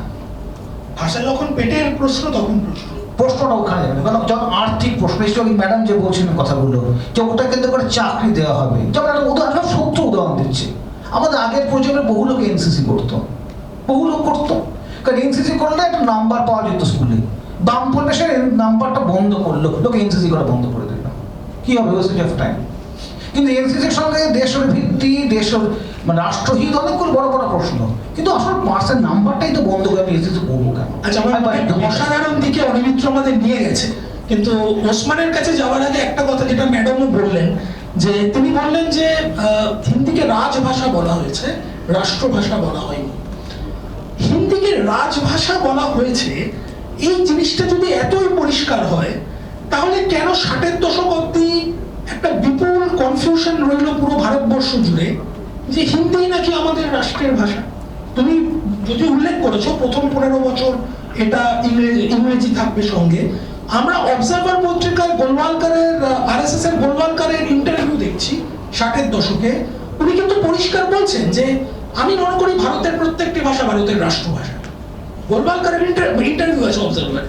এবং তার অনেক আগে 3 জন ব্যক্তির আমি নাম বলতে পারি যাদের কারোর মাতৃভাষা হিন্দি নয়, তারা কিন্তু সরাসরি হিন্দিকে রাষ্ট্রভাষা করার সপক্ষে কথা বলেছেন। একজন গুজরাটি, তার নাম মহাত্মা গান্ধী, একজন মহারাষ্ট্রিয়ান, তার নাম বিনয় দামোদর সাভারকার, এবং সুভাষচন্দ্র বসু। যদিও সুভাষচন্দ্র যে ভাষাটা বলেছিলেন সেটি উর্দু এবং হিন্দি মেশানো। আচ্ছা, সংযোজন একটা আমি ভুলে গেছিলাম, এটা আমার অত্যন্ত গরিত অপরাধ হয়েছে। হিন্দির বর্তমানে স্থানের ক্ষেত্রে ভারতবর্ষে একজন ব্যক্তির নাম যদি ভুলে যাই আমরা, তা সেটা ব্লাসফেমি হবে। তার নাম হচ্ছে ভূদেবচন্দ্র মুখোপাধ্যায়। ভূদেব মুখোপাধ্যায়ের জন্যই কিন্তু হিন্দি কোর্ট ল্যাঙ্গুয়েজ হয়েছিল। কিন্তু তিনিও বাঙালি এবং বিহার পূর্ণিয়া কেন্দ্র করে বিস্তীর্ণ কতগুলো যে হিন্দি স্কুল স্থাপন করেছিলেন তার কোনো প্রেসক্রাইব লিস্ট আমরা খুঁজে পাই না। ভূদেবচন্দ্র মুখোপাধ্যায়ের না হলে ফার্সি ছিল আমাদের কোর্ট ল্যাঙ্গুয়েজ। তখন বহু বাঙালি রাজা রামমোহন সবাই ফার্সিতে সুপণ্ডিত ছিলেন। ওই প্রথম ফার্সি বদলে হিন্দি ঢুকতে শুরু করলো কোর্ট ল্যাঙ্গুয়েজ। এই নামটা আমাদের এখন নতুন। আসলে আমার মনে হয় একটা জিনিস যেটা রবীন্দ্রনাথের মতো লোক বুঝতে পারে, সেটা বোধহয় 60-এর দশকের বামপন্থী হয়ে উঠে আসা লেখকরা বুঝতে পারে না, যে হিন্দির থেকে একটা হেরিটেজ, একটা উত্তরাধিকার হেরিটেজ পুরো ভারতবর্ষের হওয়া উচিত। আমি একটা উদ্ধৃতি আজকের একটু পেয়েছি বলে বলার লোকটা সামলাতে পারছি না, আমি প্রসঙ্গটা পরে বলবো। আগে আমি রবীন্দ্রনাথের লাইনগুলো বলে রাখি। 1935 সাল, রবীন্দ্রনাথের বয়স প্রায় 76 বছর। রবীন্দ্রনাথ লিখছেন, আজ আমার মনে কোনো সন্দেহ নেই যে হিন্দি ভাষায় একদা যে গীত সাহিত্যের আবির্ভাব হয়েছে তার গলায় অমর সভার বড় মাল্য। আমাদের আড়ালে আজ তার অনেকটা আচ্ছন্ন, উদ্ধার করা চাই। আর এমন ব্যবস্থা হওয়া চাই যাতে ভারতবর্ষের যারা হিন্দি ভাষা জানে না তারাও যেন ভারতের এই চিরকালের সাহিত্যে আপন উত্তরাধিকারের গৌরব ভোগ করতে পারে। ভদ্রলোকের নাম রবীন্দ্রনাথ ঠাকুর। ওসমান, কোন ভুল ধারণা আমাদের এটাতে নিয়ে এলো? আমাদের কি লোকসভায় বা আমাদের কোনো আইনে কখনো কোথাও এরকম কিছু পাস হয়েছিল যে হিন্দি থাকবে, ইংরেজি বলে আর কিছু থাকবে না? না, তোকে প্রথমেই বলেছি, সংবিধানে প্রথমে যেটা বলা হয়েছিল যে ইংরেজির পাশাপাশি হিন্দি হবে অফিসিয়াল ল্যাঙ্গুয়েজ, বা হিন্দির পাশাপাশি ইংরেজি থাকবে অফিসিয়াল ল্যাঙ্গুয়েজ, এবং সেটা 15 বছর পর্যন্ত থাকবে। তারপরে হিন্দি একমাত্র অফিসিয়াল ল্যাঙ্গুয়েজ হয়ে যাবে। কিন্তু প্রবল বিরোধিতা আসার ফলে সেখানে ক্লজ যোগ করা হয় যে সরকার ইচ্ছে করলে এই আইনটাও পরিবর্তন করে ইংরেজিকে রেখে দিতে পারে। তার ফলে পরবর্তীকালে হিন্দির সঙ্গে ইংরেজি থেকে গেছে, বলে কখনোই হিন্দি রাজভাষা বা এরকম কিছু হয়নি। আর একটা কথা এখানে বলবো, আজকে দিনে আরেকজনের কথা আমাদের স্মরণ করতে হবে, সেটা হচ্ছে আশুতোষ মুখোপাধ্যায়ের কথা। সারা ভারতবর্ষে প্রথমেই তিনি হিন্দিতে যে স্নাতকোত্তর বা MA হিন্দি তিনি প্রথম চালু করেছিলেন কলকাতা বিশ্ববিদ্যালয়ে। তখন অন্য কোনো বম্বেও দিত না তখন? না, অন্য কোথাও কোনো বিশ্ববিদ্যালয়ে MA হিন্দি তখন চালু হয়নি, প্রথম চালু হয়েছিল। ব্যাগ কিনতে হবে, এত মণিমুক্ত নিয়ে যাচ্ছি আজকে। প্রথম কলকাতা বিশ্ববিদ্যালয়ে MA হিন্দি চালু করে 1918 সালে। সেইটাও আমাদের আজকের দিনে আমরা শ্রদ্ধার সঙ্গে স্মরণ করব। কিন্তু একটা কথা আমি বলি, আমাদের মনে রাখতে হবে ভাষা হচ্ছে কিছুটা নদীর মতো। ভাষাকে তার আপন গতিতে বইতে দিতেই হবে। কোনো কোনো ক্ষেত্রে যেখানে আপন গতিতে বইতে দেওয়া হচ্ছে না, অর্থাৎ পলিটিক্যাল ইন্টারফারেন্স ঘটছে, সেখানেই সংঘর্ষের জায়গাটা আসছে। তো ভাষাকে যদি কৃত্রিমভাবে বাঁধতে চাওয়া হয়, সেখানে কিন্তু নানান রকম বিপত্তি দেখা দেবে। আমি বলেছি যে নদীর ক্ষেত্রে যেমন নদী বিভিন্ন গতি পরিবর্তন করে, ভাষাও বিভিন্ন গতি পরিবর্তন করবেই, এটা রোখা যাবে না। ভাষা ভাষার শত্রু, ভাষা ভাষার মিত্রও বটে, কিন্তু ভাষাকে তার স্বাভাবিক ছন্দে চলতে দিতে হবে। কিন্তু এইখানে এই ভাষার বিরুদ্ধে যে ভাষাকে লড়িয়ে দেওয়া হচ্ছে, সেই লড়িয়ে দেওয়ার জায়গাটা যদি আমরা না বুঝি, এই রকম আলোচনা আমার মনে হয় সেটা অপূর্ণ থেকে যাবে। এই যে ভাষার বিরুদ্ধে ভাষাকে যে কৃত্রিমভাবে লড়িয়ে দেওয়া হচ্ছে, সেই জায়গাটাকে আমার মনে হয় আমাদের খুব ভালো করে বুঝতে হবে যে কেন লড়িয়ে দেওয়া হচ্ছে, কিসের জন্য লড়িয়ে দেওয়া হচ্ছে।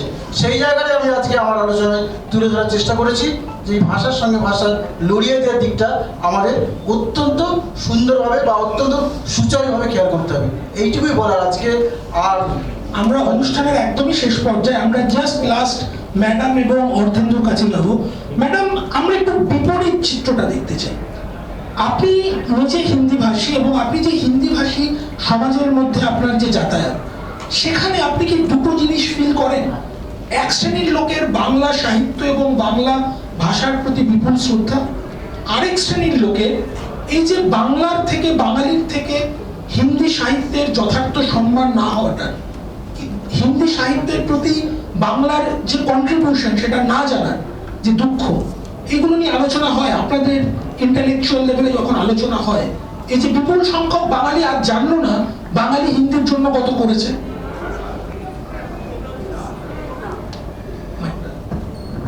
সবচেয়ে প্রথম আমি এটা বলি যে আমি হিন্দি ভাষী নয়, আমি গুজরাটি আছি। মার্জনা করে উত্তম তাদের দোষ, আমি তো বায়োডাটা দিনের বায়োডাটা দিলে এই ভুলটা আমি করতাম না। আমার নেই, সেই জন্যই দিই আছে ওদের, সেই জন্যই দিলাম না, বা এখানে প্রস্তুতি না করা ভালো, কারণ এই আমার যে আবার ভাষা নিয়ে, ভাষার কোনো ব্যাপারই নয়। সেই জন্য আমি সেই কোন ভাষাভাষী আছে, আমি বাস নিজে যা মনের অভিব্যক্তি, যে ভাষা দিয়ে যদি আপনারা বুঝতে পারেন, সে ভাষা দিয়ে যদি আমি বলতে পারি, সেটাই আমার ভাষা, আর কোনো ভাষা নেই। প্রথম। দ্বিতীয় হচ্ছে যে হিন্দি সাহিত্যের ব্যাপারটা বাংলা জগতে, বা বাংলা জগতের যে সাহিত্য, সেটা হিন্দি জগতে একসঙ্গে আমরা আমাদের একাডেমিক ফিল্ডে কত কিছু লোকেরা জানে কি জানে না, সে ব্যাপারটা নিয়ে আমাদের স্টাফ রুমে বা অন্য টিচারদের সঙ্গে যখন আমরা মিলি, তখন এটা সত্যি আমাদের খুব দুঃখ হয় যে অত সমৃদ্ধ একটা বাংলা সাহিত্য আছে, অনেকবার অনেক হিন্দি ভাষীরা স্ক্রিপ্টটা পড়তে পারে না। সেই জন্য হয়তো মুখে বলছে যখন আমাদের বাঙালি বন্ধুরা যে এই উপন্যাস এইটা আছে, যে আপনি অত সব বললেন, ওটা পড়লে বা শুনলে খুব ভালো হয়, বা আমরা যখন বলছি একটাতে স্ক্রিপ্টের প্রবলেম হচ্ছে। আর আমি যেহেতু বাংলা বলতে পারি, আমি আমাকে নিয়ে যদি বলি, আমি পাঠভবনে 14 বছর পড়িয়েছি, বালিগঞ্জ পাঠভবনে। ওখানে হিন্দি ভাষী কেউ ছিল না, শুধু দরবানজি ছাড়া, সবাই বাঙালি। তখন আমি ভীষণ ভয় পেয়ে গেছিলাম যে আমি কি করে এদের মধ্যে থাকবো। তখন অত সুন্দর বাংলা আমি বলতে পারতাম না। তা আমাদের কয়েক বাঙালি বন্ধুরা যারা ছিল, তারা খুব স্নেহভাবে আমাকে মানে বাংলা শেখানো শুরু করলেন, আর একটা পরম্পরা চালু করেছে আমাকে বাংলা সাহিত্যের সঙ্গে মানে অভিজ্ঞতা বা পরিচয়, যেহেতু আমাদের একাডেমিক ফিল্ড আছে করতে গিয়ে, যে যখন আমাদের বার্থডে হবে তখন উনি একটা বাংলা কাহানি বা বাংলা উপন্যাস দেবেন। আর যখন আমরা তো 7-8 বাংলা পড়েছিলাম, পড়তে পারতাম, কিন্তু তারপরে গান্ধর্বী আমি প্রথম পেলাম। আর যখন গান্ধর্বী আমি উপন্যাসটা পড়লাম, ওকে তারপরে প্রায় 6 থেকে 7 বার পড়ে নিয়েছি। আর এখন আমার ইচ্ছে হয়েছে কি আমি ওকে হিন্দিতে ট্রান্সলেট করবই করব। এটা মানে অদ্ভুত একটা উপন্যাস, মানে এই লেভেলে গিয়ে তারপরে আমি ভেরাপ্পা আপনার কেরালা ওনার মন্ত্র যখন পড়লাম, তো একই রকম অত হাই লেভেলের একটা অদ্ভুত লিটারেচার প্রতি আমরা হিন্দি ভাষীরা যেহেতু স্ক্রিপ্ট পড়তে পারছি না বলে অনেকটা আপনাদের সাহিত্যটা আমাদের থেকে অনেকটা পিছিয়ে যাচ্ছে। যেমন আমার বন্ধু আমার কাছে এগিয়ে আমাকে এটাই বলে, তোমাকে বার্থডেতে আমরা বাংলা স্ক্রিপ্ট বা বাংলা শেখানোর জন্যই বইটা বা এটা দেবো, বা শাড়ি পরা। এই যে সংস্কৃতি, ভাষা সংস্কৃতির সম্মানক আছে। এই যে আপনি বলেছিলেন প্রথমে যে যদি সংস্কৃতি না হয় তাহলে ভাষাটা কি, মানে হয়তো শুধু ভাষা বলছি কি তোমার আচার বিচার একটা অসভ্য বা একটা ক্রিমিনাল অ্যাপ্রোচ দিয়ে আছে, তাহলে সেটা কোনো মানবিক দিকটা নেই, তাহলে তো কোনো ভাষাও নেই। কিন্তু ওই শাড়ি পরা, আলতা পরা, আমি তো হিন্দি ভাষীও নয়, কিন্তু ওইখান থেকে ওরা হাত তুলে আমাকে যেভাবে বাঙালি বানিয়ে দিলেন, মানে শুধু ভাষা ক্ষেত্রে নয়, অনেকটা মানে জোহার, আপনাদের খাওয়া দাওয়া, নিশ্চয়ই আমি মানে ভেজিটেরিয়ান আছি, কিন্তু আলু পোস্ত আপনারাই শিখে দিয়েছেন। ওরা আমাকে মানে কলেজে যখন পার্টি হতো তখন সবাই মাছ খাচ্ছে, আমি রেস্টুরেন্ট, কিন্তু তখন উনি বাড়ি থেকে টিফিন করে আনতেন যে আমরা সবাই এটা খাবো, তুমি আর পোস্তে দিয়ে খাও। তো এই যে আপন করাটা, এটা যদি সে প্রেমের অভিব্যক্তি না থাকতো তাহলে বাংলা ভাষা, গুজরাটি ভাষা আর হিন্দি ভাষা সব আলাদাই হয়ে যেত।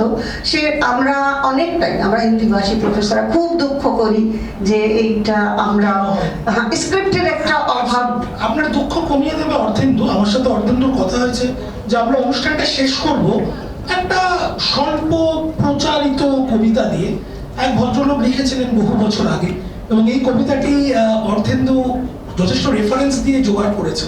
আমার মনে হয় অর্ধেন্দু, আমি একদম কন্ট্রোলিং রিমার্ক দেওয়ার আগে তুমি যদি অন্তত সেই কবিতাটা একবার লোককে জানিয়ে দাও, তাহলে যে অসংখ্য মণিমুক্ত আমরা সংগ্রহ করলাম তথ্য ভিত্তিক, এত মানে নতুন নতুন জিনিস জানা গেল আজকের এই 1.5 ঘন্টার আলাপচারিতায়, আমার মনে হয় সেই ওর একটু মানে সুন্দর আইসিং হয় কেকের উপর। আমি কবিতাটাই আসছি, তার প্রসঙ্গে ম্যাডাম যেটা বললেন যে উনি বাঙালিদের কাছ থেকে অনেক ভালোবাসা পেয়েছেন, আমি সেটার একটু ব্যক্তিগত প্রসঙ্গে আসি।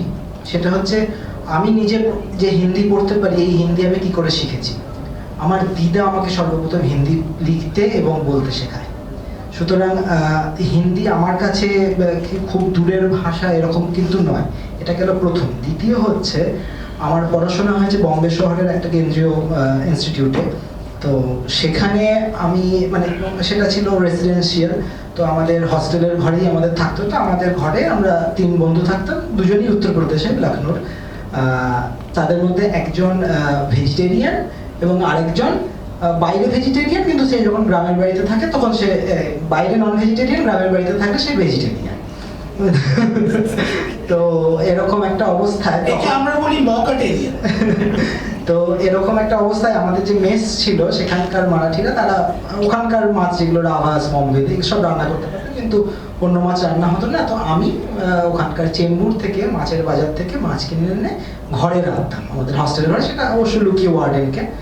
সেখানে মাছের টক, মাছের মাথা দিয়ে ডাল, এসব নানা রকম করতাম। কিন্তু যে ভেজিটেরিয়ান ছিল, আমরা দীর্ঘ সময় একসঙ্গে থাকার পরও একটা ঘরের মধ্যে মাছ রাখলে যেরকম দুর্গন্ধ হয়, একটা গন্ধ হয়, সে কিন্তু কোনোদিন আমাকে বাধা দেয়নি। সে হ্যাঁ, তো আমি এই ভালোবাসাও পেয়েছি আর কি। সুতরাং এটা একটা বড় জায়গা। আচ্ছা, আমি এবার কবিতাটার প্রসঙ্গে আসি। কবিতাটার 2 লাইন বা 3টে লাইন আমি বলি শুধু, তারপরে বাকিটা বলবো। कलकत्ता में चला गया रे सुरेन बाबू मेरा, सुरेन बाबू असल बाबू सब बाबू का सेरा, खुरा साहब को काय को नहीं पातिया भेजो बाछा, महीना भर कुछ खबर मिले ना ये तो नहीं अच्छा। এবং এটা অনেকগুলো ধাপে আছে। এই কবিতাটা কার লেখা? হতেই পারে রবীন্দ্রনাথ ঠাকুরের লেখা। সুরেন্দ্রনাথ ঠাকুর তার ভাইপোকে লেখা, মজা করে লেখা প্রহাসিনী কবিতা বইয়ে এটি আছে, নাসিক হইতে খুড়ার পত্র। অর্থাৎ রবীন্দ্রনাথের একটি মজার ছলে হলো একটি হিন্দি কবিতা আছে। আরো বড় কথা যেটা, সেটা হচ্ছে যে আমি যখন জেএনইউতে গেছিলাম, আমার এক বন্ধু একটা দারুণ কথা বলেছিলেন, একটা কবিতার মতো শুনেছিলেন যে 4 কৌস পর পানি বদলে 8 কৌস পর বাণী, 20 কৌস পর পাগড়ি বদলে 30 কৌস পর ধান। এই যে বিরোধিতার কথাটা হলো, হিন্দি বিরোধিতার কথা, আমি একটু ডেটা দিই, মানে আমি নিজে স্ট্যাটিস্টিক্সের স্টুডেন্ট, আমি একটু ডেটা দিই। সেটা হচ্ছে যে এখন হিন্দিতে কথা বলেন 43.63% মানুষ, 43.63%, আর তার দ্বিতীয় স্থানে আছে বাংলা 8.03%। আচ্ছা, এইখানে আমি 1971-এ যে 1971-এ যে বাংলাভাষী মানুষ ছিল তাদের সংখ্যাটা যদি দেখি 8.17, এবং 2011 সালে তা হয়েছে 8.03। খুব কি কম বেশি হয়েছে? হয়নি বোধহয়। আচ্ছা, কিন্তু অন্যান্য ভাষা, মারাঠি, যারা হিন্দির প্রবল বিরোধিতা করেছে অনেক সময়, তাদের ক্ষেত্রে যদি দেখি 1971 সালে ছিল 7.62, 2011 সালে 6.86, কমেছে। তেলেগু 1971 সালে ছিল 8.16, 2011 সালে 6.70, তামিল 1971 সালে ছিল 6.88, 2011 সালে 5.70। যারা সব থেকে বেশি বিরোধিতা করেছে হিন্দির, তাদের নিজেদের ভাষার ক্ষেত্রে তারা সব থেকে বেশি বিরুদ্ধ হয়েছে। সেটা বাঙালির ক্ষেত্রে নয়। সেটা বাঙালির ক্ষেত্রে হয়নি। আমার মনে হয় যে আমাদের বরং উচিত অন্য ভাষার বিরোধিতা করার চাইতেও বেশি নিজেদের ভাষাকে সমৃদ্ধ করা। যে ভারতেন্দুর কথা আমরা এতক্ষণ ধরে আলোচনা করলাম, তিনি কিন্তু নিজে একটি জায়গায় লিখছেন, নিজ ভাষা উন্নতি আহে সব উন্নতি কো মূল, बिन निज भाषा ज्ञान के मिटत नहीं हिय सकूल, विविध कला शिक्षा अमित ज्ञान अनेक प्रकार, सब देशन सेले करहु भाषा माही प्रचार। আমার মনে হয় অনুষ্ঠানে জবনিকা নেমে আসার আগে আমরা অবশ্য দর্শকদের থেকে কয়েকটি প্রশ্ন নেব, তবে তাও বলে রাখি, অনুষ্ঠানে জবনিকা পতন হবার আগে আমাদের মনে হয় আরো একবার 1931 সালের ডিসেম্বরের টাউন হলের ওই মাঠটায় চলে যাওয়া দরকার। যাকে দিয়ে এই অনুষ্ঠানের সঞ্চালনা আমি শুরু করেছিলাম, সেই ভদ্রলোক যার বক্তৃতার একটি অংশ অর্ধেন্দু এই অনুষ্ঠানের শুরুতে পাঠ করেছিলেন, সেই বক্তৃতাটি শেষ হয়েছিল এরকম একটি বাক্য দিয়ে, कवि का हृदय कभी अपने जन्म स्थान की सीमा के अंदर बंद नहीं रहता है, और यदि उसका यश इस सीमाओं को पार करे तो वो सौभाग्य प्राप्त है। हिंदी साहित्य के दूत रूप आप ही मेरा सौभाग्य वाहन कर जाए है, इसलिए आज मैं आप सबका सकृतज्ञ नमस्कार स्वीकार करता हूँ। এই কথা যিনি বলতে পেরেছিলেন, যে মানুষটির থেকে বড় আইকন আমাদের আগামী 100 বছরে হবে কিনা জানি না, সেই মানুষটির জন্মস্থান এবং মৃত্যুর স্থানের শহরে দাঁড়িয়ে এই কথা চিন্তার কোনো অবকাশ নেই যে ভাষা ভাষার শত্রু, এই কথা চিন্তার কোনো অবকাশ নেই হিন্দি বাংলার শত্রু অথবা বাংলা হিন্দির শত্রু। বরং অবকাশ আছে অর্ধেন্দুর কথায়, রবীন্দ্রনাথের কথায়, একজন সহোদরা আরেকজন সহোদরাকে বুকে টেনে নেওয়ার ইতিহাস। প্রত্যেককে ধন্যবাদ। আমরা দুটো প্রশ্ন নিতে পারবো, কত সময় আছে উদ্যোক্তাদের হাতে? নমস্কার, অর্ণব গৌতম। আমার প্রশ্ন ছিল, আমি অনিমিত্রকে বলতে পারি যে পশ্চিমবঙ্গে ভাষার রাজনীতির মধ্যে একটা বড় কম্পোনেন্ট বলা হলো না, সেটা হলো যখন ইংরেজিটা তুলে দেওয়া হলো স্কুল থেকে, তখন শয়ে শয়ে স্কুল আস্তে আস্তে বন্ধ হয়ে গেল, বাংলা স্কুল। এবং সেই ছেলেমেয়েরা ইংরেজি স্কুল বা লিটল ফ্লাওয়ার, বিগ লোটাস ইত্যাদি একেবারে গজিয়ে ওঠা স্কুলে গিয়ে ভর্তি হলো। তাতে বাংলার কোনো ক্ষতি হলো কিনা, বাংলা ভাষার কোনো ক্ষতি হলো কিনা, এটা তোমার একটু হাইলাইট করো, নাম্বার ওয়ান। নাম্বার না ওই আরেকটি ছোট্ট কথা, সেটা হলো যে অর্থনীতির সঙ্গে ভাষার কি সম্পর্ক আছে। যেমন তুমি যদি, আমি মধ্য কলকাতায় থাকি, মধ্য কলকাতা মানে বহু সংখ্যক হিন্দি, উর্দু ইত্যাদি ইত্যাদি ভাষাভাষী লোক আছে। মাত্র 30-40 বছর আগে আমি দেখেছি সবাই বাংলা বলতে পারতো, বাংলা বুঝতে তো পারতোই। যেমন আমার একটা পরিবারের এক্সটেনশন হলো মুর্শিদাবাদী জ্যাম, তারা বাড়িতে আনন্দবাজার রাখতো, এমন কিছুই ব্যাপার নয়, ডিফিকাল্ট ব্যাপার, সবাই পড়তো।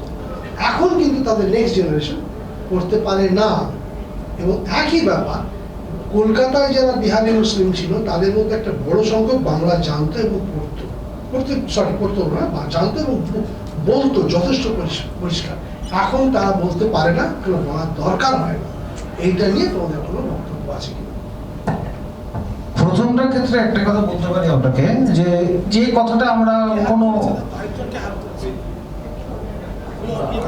আমি বলে নিই, যেটা আমাদের কখনো কহতব্যের মধ্যে আসে না, যে 1981-এ যখন ক্লাস 1 থেকে যখন ইংরেজি তুলে দেওয়া হলো, তার প্রতিবাদে কিন্তু বাঙালিদের মধ্যে প্রবল কিন্তু প্রতিক্রিয়া হয়েছিল। যারা প্রথম প্রতিবাদ করেছিলেন তার মধ্যে সুকুমার সেন ছিলেন, মনোজ বসু ছিলেন, যাতে প্রমোদ দাশগুপ্ত প্রকাশ্যে বলেছিলেন সাম্রাজ্যবাদের দালাল। এই নিয়ে প্রচন্ড ঝামেলা হয়েছিল। মনোজ বসু ছিলেন, সুকুমার সেন ছিলেন, নিহারঞ্জন গুপ্ত ছিলেন এবং অনেকে বড় ব্যক্তিত্বরা ছিলেন, এবং তাই নিয়ে কোনো নির্দিষ্ট পলিটিক্যাল পার্টি নামটা বলেছে এসইউসিআই দীর্ঘদিন ধরে আন্দোলনটা করেছে, পরবর্তীতে সেটা করেছে, ঠিক। এটা অনস্বীকার্য যে হিন্দু হেয়ার স্কুল থেকে একমাত্র যারা ইংরেজি শিক্ষায় এখন সময় লোকের আইএএস এর টপ করেছে, সেখান থেকে ইংরেজিকে তুলে নিয়ে প্রাইভেট স্কুলকে দিয়ে দেওয়া, এটা একটা নক করা যেন চক্রান্ত ছিল প্রাইভেটাইজেশন অফ স্কুলের ক্ষেত্রে। সেটা বাঙালি ক্ষেত্রে বহুভাবে একটা ক্ষতির সৃষ্টি করেছে। দ্বিতীয় কথা যেটা বলতে পারি, আপনি যে বলছেন যে প্রয়োজন হচ্ছে না, সেটা ক্ষেত্রে যে বাঙালি ডমিনেট, যে আপনি বললেন যে অর্থনীতির সঙ্গে ভাষা, রামায়ণে দিনকারের একটা কবিতা আছে হিন্দিতে, সেটা হচ্ছে শক্তি क्षमा, তার লাইন আমার খুব প্রিয়। क्षमा शोभती है उस भुजंग को, क्षमा शोभती है उस भुजंग को जिसके पास गरल हो, ना कि वो जो दंतिन विशीन और सरल हो। ক্ষমা সেই সাপই করতে পারে যার গরল থাকে, যে শক্তিহীন বিষহীন তার কোনো মূল্য নেই। সমস্যাটা হচ্ছে বাঙালিদের নিজেদের ক্ষেত্রে, আমরা যে শক্তিহীন করে ফেলেছি, যেটা আজকে ইন্টেলেকচুয়াল সামিটের প্রয়োজনে আমরা যুক্তি তর্কের অবস্থানে আসছি। আমরা যদি মুর্শিদাবাদের অবস্থানে যাই, তখন গুলি পোড়া বারুদ বোমার অবস্থান থাকবে। জাতি সেই শক্তিমান যে দুটোতেই সক্ষম। আমি ওটা করবো না, শুধু এটা করবো, এটা করতে কি বাঙালির যে সর্বনাশটা হয়েছে তার প্রমাণ হচ্ছে আজকে বাংলা ভাষা পড়তে চাইছে না। এই ডমিনেন্স থাকতো 40-এর দশকে, 50-এর দশকে, 60-এর দশকে, যে ডমিনেন্স থাকতো নিচে থেকে এসে পড়তো, গ্যারান্টিড। এইটুকু বলতে পারি। পরের প্রশ্ন একটু সংক্ষিপ্ত প্রশ্ন করবেন, সুবিধা হবে। আমি অরিন্দম। আমার প্রশ্ন একটা জানানো, একটা প্রশ্নটা মাতোয়ালার কথা একটু সোমেন বলছিল, মাতোয়ালার কথা সোমেন বলছিল, ওইখানে ভগৎ সিং এর সে কমিউনিস্ট, ভগৎ সিং যেহেতু এখন কমিউনিস্টদের পোস্টার বয়, এই জন্য আমার বলতে আরো ভালো লাগছে। ভগৎ সিং বলেছিলেন মাতোয়ালা পত্রিকায় 1924 সালে, দ্যাট ইজ পাঞ্জাবি হিন্দি সাহিত্য সম্মেলনে, যে কথাটা বলেছিলেন যে আমাদের গুরুমুখী ভাষা, মানে নিজের ভাষাকে বলছেন দুর্বল, আমার গুরুমুখী ভাষা দুর্বল, তাই জন্য কোনো রকম ভাবে যেন উর্দুকে চাপিয়ে না দেওয়া হয়, কারণ উর্দুর মধ্যে কোনো ভারতীয়ত্ব নেই, সেখানে যেন হিন্দিকে রাখা হয়। এটা ভগৎ সিং এর কথা। আর দ্বিতীয় জায়গাটা, এটা নিয়ে তিনজন মতামত বিনিময় করেছিলেন। আমি সবার কাছেই যদি কেউ বলতে পারে আমার খুব ভালো হয়। সেটা হচ্ছে তিনজন যে আলোচনা করেছিলেন এটা নিয়ে, এই তিনজনের নাম সবাই জানে। একজনের নাম মুঞ্জে, একজনের নাম হচ্ছেন হেগড়েওয়ারকার, আর একজনের নাম শচীন্দ্রনাথ সান্যাল। তারা বলেছিলেন বঙ্গভঙ্গ 1905 থেকে 1911 পরে এই যে বাঙালি তার ভারতীয়ত্ব হারিয়েছে, হিন্দুত্ব হারিয়েছে, যুক্ত হওয়ার পরেও কারণটা তারা বলেছিলেন, সেটা নিয়ে আমি আপনাদের মতামত চাই। যে পূর্ব বাংলা জুড়ে গেল ঠিকই, বিহার, উড়িষ্যা, আসামকে নিয়ে এই যে পূর্ববঙ্গটা দেওয়া হলো না, এটা নিয়ে কিন্তু আর কোনো আন্দোলন হলো না, যেখান থেকে বোধহয় Bangali versus Hindi versus Bihari versus হরিয়ার একটা বীজ প্রতিষ্ঠা হয়েছিল। ওই তিনজন মিলে এটা আলোচনা করেছিল, ব্যাস।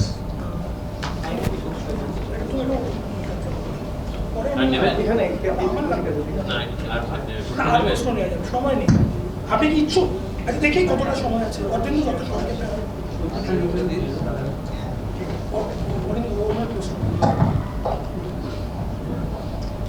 দেখুন, এখানটাতে কি বলা যায় আমি জানি না, কিন্তু সত্যি কথাই এটা যে এরকম একটা ঘটনা ঘটেছিল, কিন্তু তবে শুধুমাত্র সেটা নয় যে বাংলা, বিহার এবং উড়িষ্যা এই অঞ্চলটাকে দেওয়া হয়নি। এর সঙ্গে কিন্তু বিহারের পূর্ণিয়া জেলা, যেটার উল্লেখ উনি করেছিলেন, যে পূর্ণিয়া জেলার বিহারিদেরও এই নিয়ে যথেষ্ট বিরোধ ছিল। তারা কিন্তু বাঙালিদের এই আধিপত্যটাকে, বা যেটা সোমেনদা বলছিলেন যে বাংলা ভাষাকে কোথাও আধিপত্য বিস্তার করেছিল, তারাও কিন্তু ইংরেজ শাসন এবং বাঙালির এই শাসন এটাকে মেনে নিতে পারেনি। সুতরাং এটা এরকম নয়। এবং সব থেকে বড় কথা যেটা, সেটা হচ্ছে যে আসলে এখন মানে যেটা আমার পরিচয় দেওয়ার সময় বলা হলো যে আমি আক্রমণের শিকার হয়েছিলাম, সেটার আমার মূল কারণটা ছিল, আমি বলেছিলাম হিন্দি ভাষাকেই সবার শেখা এই কারণে উচিত। আসলে হিন্দি ভাষাও অন্য ভাষাকে খাচ্ছে না, বা বাংলা ভাষাও অন্য ভাষাকে করছে না, আসলে করছে ইংরেজি। আমরা যদি উত্তর ভারতের অন্যান্য অঞ্চলে গিয়েও দেখেন, সেখানেও ইংলিশ মিডিয়াম স্কুলগুলো কিন্তু হিন্দি মিডিয়ামকে কি রেখে খেয়ে ফেলেছে। সুতরাং এই যে সার্বিক অংশটা মানে, আর এখানে যে কথাটা হচ্ছে যে বামপন্থীদের মধ্যে যে হিন্দি ভাষাকে চেপে দেওয়া, তো সেটা তো হয়েছে, তারা তো হিন্দি ভাষাকেও চেপেছেন, ইংরেজি ভাষাকেও চেপেছেন, তার ফলে আমরা জাতীয়ত্ব এবং আন্তর্জাতিকত্ব দুটোতেই আমরা বোধহয় একটুখানি ঢিলে ঢালা হয়ে গেছি। অনিমিত্র কিছু সংযোজন। আমি বলবো এটাই যে অরিন্দমদা যেটা বললেন সম্পূর্ণ যথার্থ। 1911-এ যখন বঙ্গভঙ্গ প্রপোজালকে উইথড্র করা হচ্ছে, সেটা হচ্ছে বাঙালি সর্বনাশের শুরু। বাংলাকে তখন ভাঙা শুরু হলো। এবং এটা খেয়াল রাখা প্রয়োজন, বিভিন্ন পত্র পত্রিকায় তখনকার যে বিদ্যুৎ জন্য তারা কিন্তু বারংবার কথাটা কিন্তু উল্লেখ করেছেন। খেয়াল রাখা প্রয়োজন, 1941-এ যে সেন্সাসের ভিত্তিতে 1947-এ পার্টিশনটা হচ্ছে, তাকে যতীন্দ্রমোহন দত্ত প্রধানচন্দ্র মহারাণার বিষয়ে রাইট হ্যান্ড ছিলেন, এবং প্রথম যে সাভারকারের মানে বায়োগ্রাফার বাংলাতে, তিনি ওটাকে কিন্তু বলেছেন একটা প্যাক অফ লাইস। দ্বিতীয় কথা, মানুষের মধ্যে একাত্মতা আসে সংগ্রামের রক্তের মধ্যে। নোয়াখালীর বিপরীতে যেদিন ভাগলপুর হয়েছিল, সেদিন কিন্তু কোনো সমস্ত তরঙ্গ মুছে গিয়েছিল। এবং 46 সালের যে গণবানের রায়টটা হয়েছিল, সেটা কিন্তু থামেনি কখনো, সেটা কিন্তু 1 বছর উপর চলেছিল। গান্ধীজি অবস্থান করছিলেন বেলেঘাটার হায়দারি মঞ্জিলে। 47-এ 1 সেপ্টেম্বর বেলেঘাটা মেইন রোডে একটা আমেরিকান গ্রেনেড মারা হয়। তার আগের রাত্রেই কিন্তু তার বাড়িতে হামলা হয়েছিল। এবং অনেকে বলে থাকেন, যদি গান্ধীজিকে কলকাতা থেকে সরিয়ে নেওয়া দেওয়া হতো, ওনার ভবনে এখানে সাঙ্গ করে দেওয়া হতো। রাত্রেবেলা জোর করে তুলে দেওয়া হয়েছিল হাওড়া স্টেশনের দিক দিয়ে। প্রশ্নটা হচ্ছে এখানেই, কেন সেদিন বাঙালিরা খেপে গিয়েছিল? একটা জায়গার দেশ তো স্বাধীন হয়ে গিয়েছিল।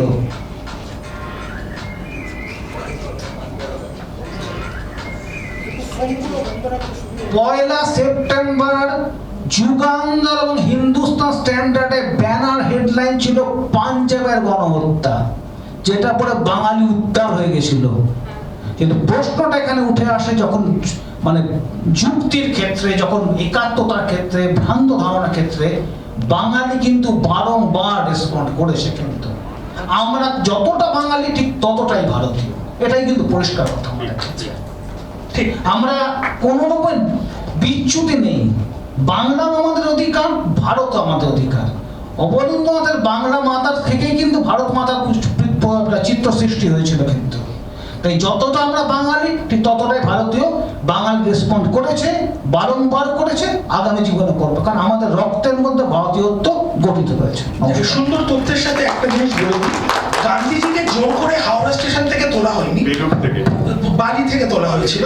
সেদিন বিশেষভাবে বম্বে মেলকে পাঞ্জাব মেলকে দাঁড় করানো হয়েছিল, কারণ মহাত্মা গান্ধী ধাক্কা মেরেছে কিনা কেউ জানা যায়নি। এখন ব্যাপারটা আপনি যেভাবে দেখবেন তখনই হাওড়া স্টেশন জানি। আমার মনে হয় আমরা কি আর নিতে পারবো? আপনি কি একটা জিনিস সংক্ষেপে, একদম সংক্ষেপে জাস্ট জিনিসটা আপনি আপনার একটা মেমোরি শেয়ার করলেন যে আপনার দিদা আপনাকে বলেছে যে হিন্দি ভাষা শেখার খুব প্রয়োজন। না উনি হ্যাঁ কে বলেছে? হ্যাঁ মানে আমি অর্ধেন্দু আমার ক্ষেত্রে জিনিসটা একটু উল্টো হয়। আমার জন্ম মহারাষ্ট্র মুম্বাইতে। আমি হিন্দি ভাষায় খুবই পটু ছিলাম ছোটবেলা থেকে। যখন এখানে আসি, আমার দিদা আমাকে জোর করে নিয়ে বেঙ্গলি মিডিয়ামে ভর্তি করে দেয়। আমি পড়তাম সেন্ট জেভিয়ার্স। এটা খুবই অবাক করার বিষয়, আপনাদের সবার শুনে হয়তো অবাক লাগবে। সেই জন্যই আমি শেয়ারটা করতে চাইলাম যে আমার দিদার কাছে যে স্পিরিটটা ছিল, সে আমাকে খুব খুব ছোটবেলায় একটা কথা, বাঙালি হয়েছিস তুই বাংলা বলবি না?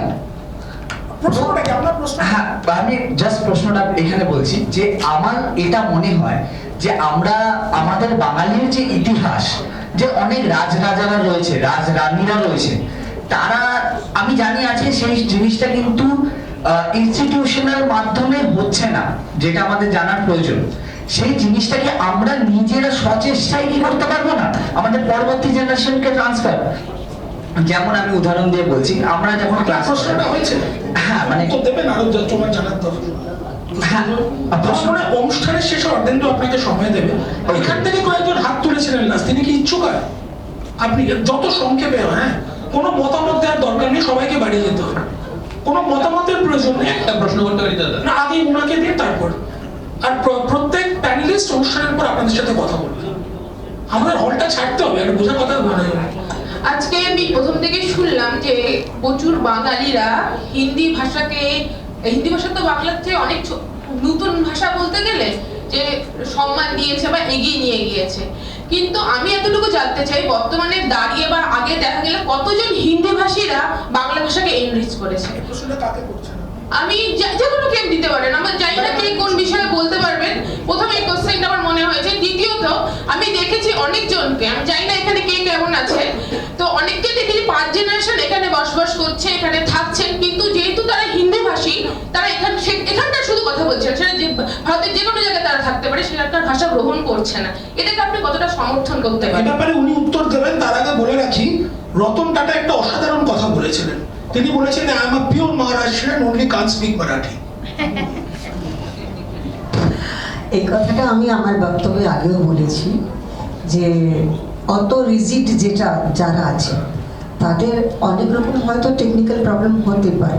যেমন আমি যে কলেজে পড়াই, ওখানে অনেকজন ছাত্ররা হিন্দি ব্যাকগ্রাউন্ড থেকে আসে, গ্রাম থেকে আসে, ফার্স্ট জেনারেশন পড়ে। তারা হয়তো স্ক্রিপ্টটা লিখতে পারছে না, আর ওই বাংলাটাকে নিতে পারছে না। হয়তো কলাকালী একজন जैसे हम बोल रहे हैं, मैंने लोकल बंगला जैसे बोलते हैं, आधा बंगला हिंदी वो बोल लेते हैं, और इस वजह से भी वो नहीं बोल पाते। और कुछ रिजिडिटी भी है, गांव के संस्कार से आए हैं, इसलिए उनको लगता है कि যদি আমি বাংলা শিখি তাহলে আমার হেরিটেজ লস হয়ে যাবে। সেটা একটা আছে, সেটা দুপক্ষ থেকে দুজনকে যদি বুঝিয়ে নেওয়া হয়। আমি একটা বড় এক্সাম্পল আছি, যদি আমাদের মধ্যে হতে পারে তাহলে আপনারা নিজের মধ্যে নিজের বন্ধুকে শিখে দিতে পারো যে চলো তোমাকে একটু বাংলা স্ক্রিপ্ট শিখে দিচ্ছি, তাহলেও তো এগিয়ে যেতে পারে। বা ওর কাছে হিন্দিটা শিখতে পারো, তাহলেও তো হয়ে যেতে পারে না, অ্যাটলিস্ট বলাটা। বাকিটা তো কি করে হবে জানি না, সেটা। অনেক ধন্যবাদ। আমার মনে হয় একটি অসাধারণ সন্ধ্যার সাক্ষী আমরা সকলে থাকলাম। কোনো রকম বিদ্বেষ নয়, কোনো ভাষা